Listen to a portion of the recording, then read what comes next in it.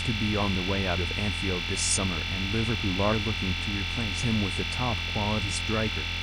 They are most heavily linked with two names, Alexander Isak at Newcastle and Eintracht Frankfurt's Hugo Ekitike.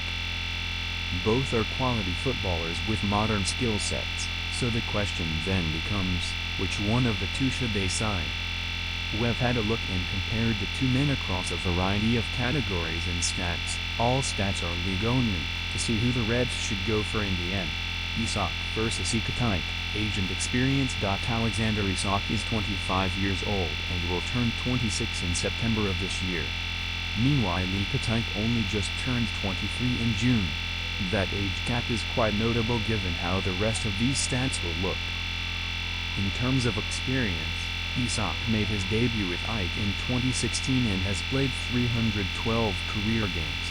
Meanwhile Ekitike made his debut with Reims B in 2019, in the fourth year of French football. Last season Isak scored 23 times in the Premier League off 95 shots, 43. 2% of which were on target, and an XG total 20.3. Ekitike scored 15 goals from 114 shots, 38. 6% of which were on target, and an XG total of 21.6, which is well ahead of his actual total.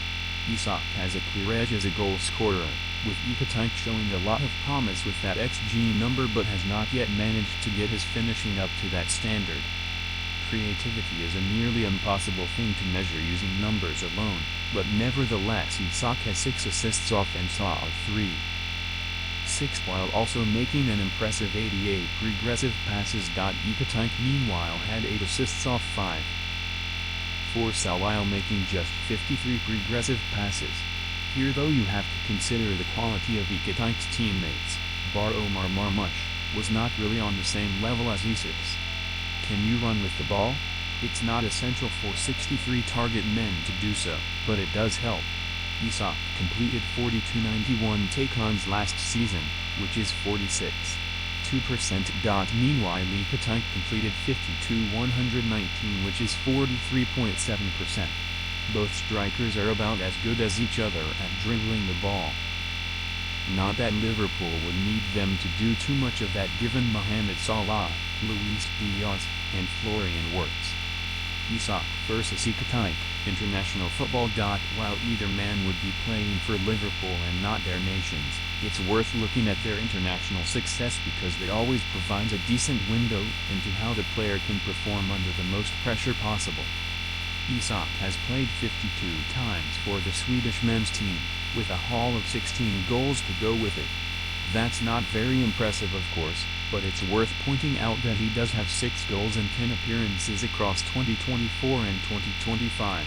Copyright Tomago, Alexander Isak and Victor Gyökeres are a deadly duo up front for Sweden. Ekitike has only played for France U21s, for obvious reasons, but he does have 5 goals in 5 games for them. One suspects a move to Liverpool would see his chances of playing up front with Kylian Mbappe dramatically improve, however. Isak versus Ekitike, price. The final point of comparison is price, or how much they would cost Liverpool to sign. Isak is simple. Newcastle have set a valuation of £150 million and don't appear intent on budging from that. It would be a Premier League record fee were it to go through. Ekitike, meanwhile, has been priced from anywhere from €80 million up to €100 million. In terms of comparison, €100 million is approximately £86 million, meaning that even at his most expensive Ekitike would cost just over half of what Isak would. Isak versus Ekitike, conclusion. So who should Liverpool go for? Conventional wisdom says you select the striker who has played more games and scored more goals. That's what strikers are there for, right? Isak is a better goal scorer, and a much more consistent one at that. Across all competitions has scored more goals just for Newcastle, 62, than Ekitike's entire career, 50, including games with Reims B in the French 4th Division. However, the upside of Ekitike is enormous. He's almost 3 years younger than Isak, is more just about as creative of a striker, is just about as good a dribbler, and while his finishing isn't as sharp his movement is, Remember, Ekitike actually has a higher XG than Isak does, it just has failed to find his rhythm.